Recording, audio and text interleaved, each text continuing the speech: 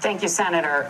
Governor Walz, do you care to respond to any of the allegations? Well, look, Donald Trump was in office. We'll sometimes hear a revisionist history, but when Donald Trump was in office, it was Donald Trump who we had a coalition of nations that had boxed Iran's nuclear program in, the inability to advance it.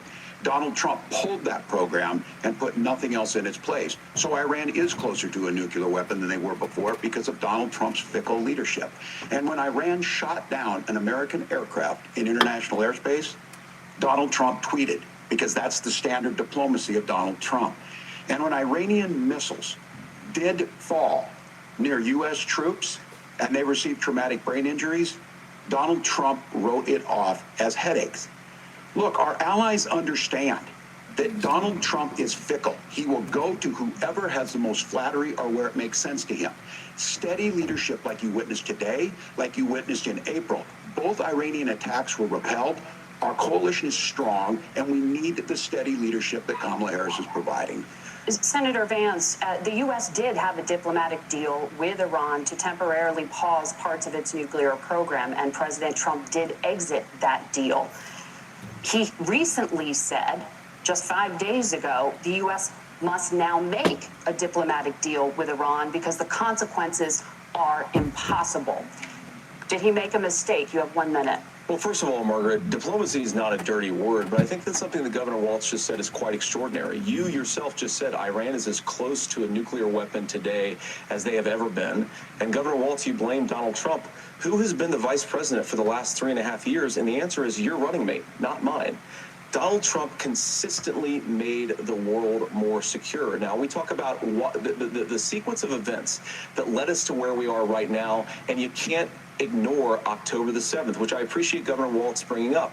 But when did Iran and Hamas and their proxies attack Israel? It was during the administration of Kamala Harris. So Governor Walz can criticize Donald Trump's tweets, but effective, smart diplomacy and peace through strength is how you bring stability back to a very broken world. Donald Trump has already done it once before. Ask yourself at home, when was the last time, I'm 40 years old, when was the last time that an American president didn't have a major conflict break out? The only answer is during the 4 years that Donald Trump was president. Gentlemen, we have a lot to get to. Nora? Margaret, thank you.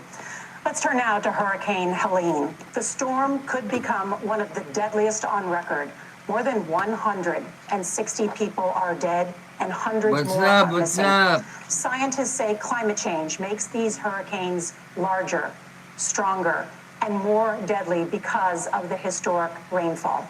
Senator Vance, according to CBS News polling, 7 in 10 Americans and more than 60% of Republicans under the age of 45 favor the U.S. taking steps to try and reduce climate change. Senator, what responsibility would the Trump administration have to try and reduce the impact of climate change? I'll give you 2 minutes. Sure. So first of all, let's start with the hurricane, because it's an unbelievable, unspeakable human tragedy. I just saw today actually a photograph of 2 grandparents on a roof with a 6-year-old child, and it was the last photograph ever taken of them because the roof collapsed and those innocent people lost their lives. And I'm sure Governor Walz joins me in saying our hearts go out to those innocent people, our prayers go out to them, and we want as robust and aggressive as a federal response as we can get to save as many lives as possible, and then of course afterwards to help the people in those communities rebuild. I mean, these are communities that I love. Some of them I know very personally in Appalachia, all across the Southeast. They need their government to do their job. And I can admit that when Donald Trump is president, are justifiably worried about all these crazy weather patterns. I think it's important for us, first of all, to say Donald Trump and I support clean air, clean water. We want the environment to be cleaner and safer. But one of the things that I've noticed some of our Democratic friends talking a lot about is a concern about carbon emissions, this idea that carbon emissions drives all of the climate change. Well, let's just say that's true, just for the sake of argument, so we're not arguing about weird science. Let's just say that's true. Well, if you believe that, what would you want to do? The answer is that you'd want to reshore as much American manufacturing as possible, and you'd want to produce as much energy as possible in the United States of America, because we're the cleanest economy in the entire world. What have Kamala Harris's policies actually led to? More energy production in China, more manufacturing overseas, more doing business in some of the dirtiest parts of the entire world. And when I say that, I mean the amount of carbon emissions they're doing per unit of economic output. So if we actually care about getting cleaner air and cleaner water, the best thing to do is to double down and invest in American workers and the American people. And unfortunately, Kamala Harris has done exactly the opposite. Governor Walz, you have 2 minutes to respond. Well, we got close to an agreement because all those things are happening. Look, first of all, it is a horrific tragedy with this hurricane, and my heart goes out to the folks that are down there in contact with the governors. I serve as co-chair of the Council of Governors as we work together on these emergency management. Governors, no partisanship. They work together to solve